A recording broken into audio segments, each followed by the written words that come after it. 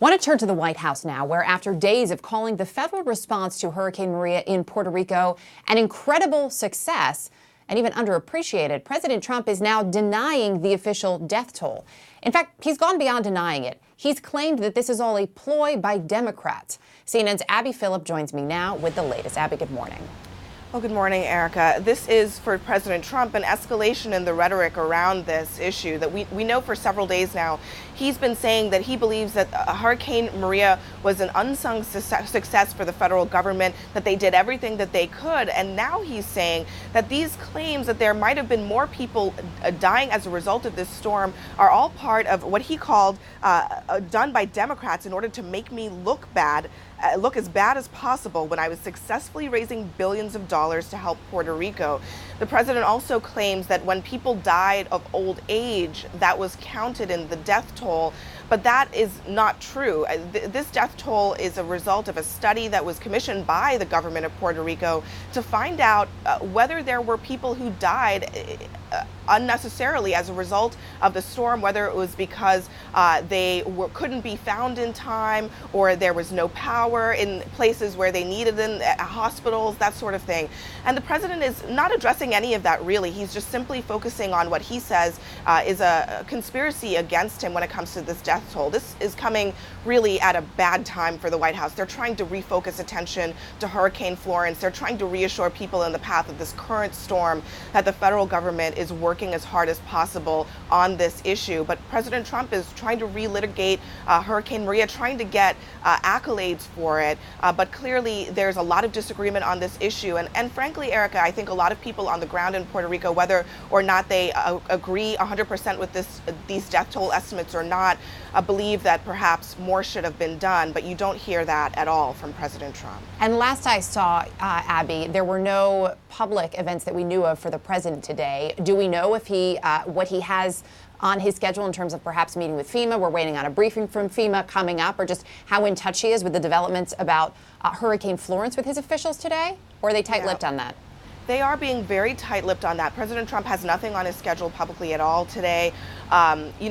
Yesterday was a day that we were expecting to hear a lot more from the White House. We only got an update on what President Trump's briefings were very late in the day. He spoke to the governor of Georgia. He had gotten briefings on the Florence response, and he spoke about it briefly at the top of an event here at the White House. But it will be interesting to see whether or not they show more of President Trump's engagement on this issue, whether or not he does anything to kind of let folks know exactly how responsive he is being. So it's still pretty early here. We'll see whether we get more from them, but so far, nothing. Erica. Interesting, too, as you pointed out, Abby, that officials there and folks in the White House, in the West Wing, trying to do their best to redirect the president. And he keeps going back to making this about his performance. Are any of those folks talking this morning?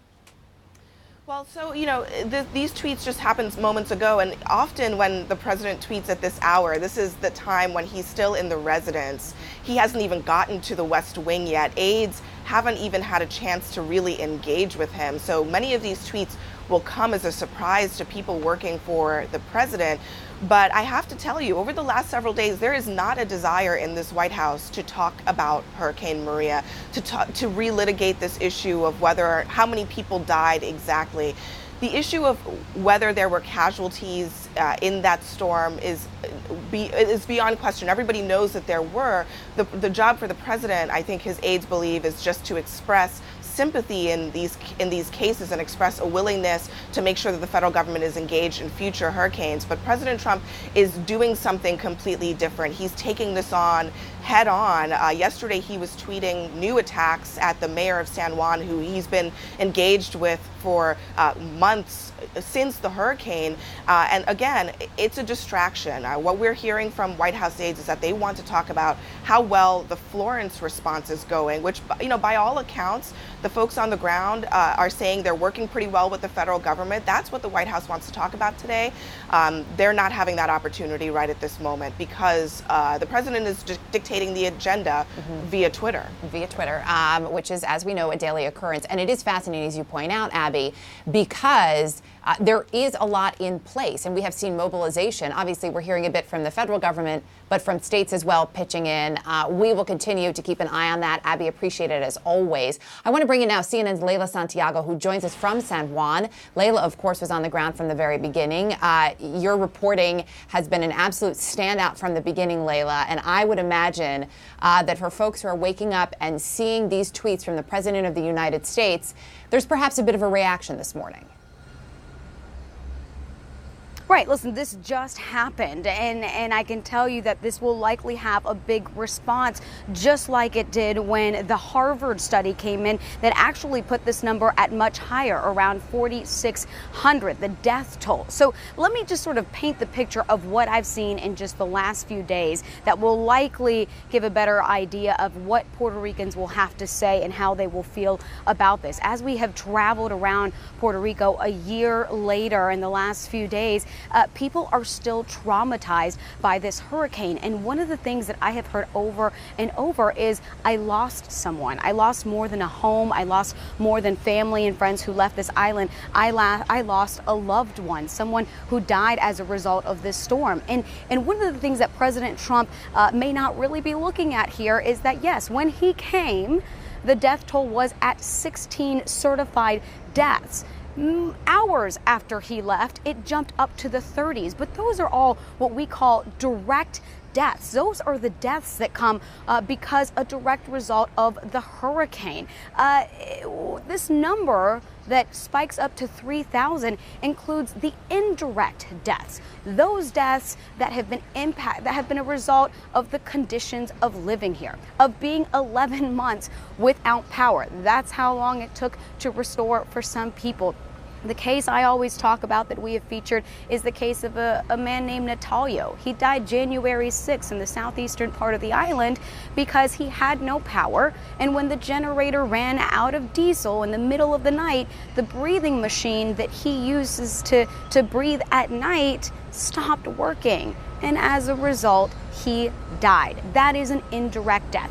That is a death that is included in this number 3,000, which came from researchers at George Washington University after the government of Puerto Rico commissioned a study to look into the deaths. So when President Trump talks about that small number, that 16 that he quoted as a way to show what a great job the recovery was when he came after the hurricane, he's really only talking about direct deaths. He's not taking into account the people who got into an accident because they didn't see that the bridge was out. The people who didn't have access to hospitals because the roads were closed. The people who didn't have power and needed that breathing machine. The people who couldn't get dialysis because the dialysis center didn't have power to operate and care for these medical patients. That's what the number 3,000 takes into account. That's what the people of Puerto Rico are thinking about. They are thinking that that number reflects the devastation that came after Hurricane Maria, after President Trump left. And that, Leila, is what we call a complete picture, of course, and full reporting as to what happened, not cherry picking numbers that may or may not convene for people and the message they want to send out there. Leila Santiago, thank you as always. I know you'll continue to stay on the response from Puerto Rico as well. We can tell you we are just hearing from the mayor of San Juan, and here, this is the tweet from the mayor. This is what denial following neglect looks like. Mr. President, she writes, in the real world, people died on your watch. Your lack of respect is appalling.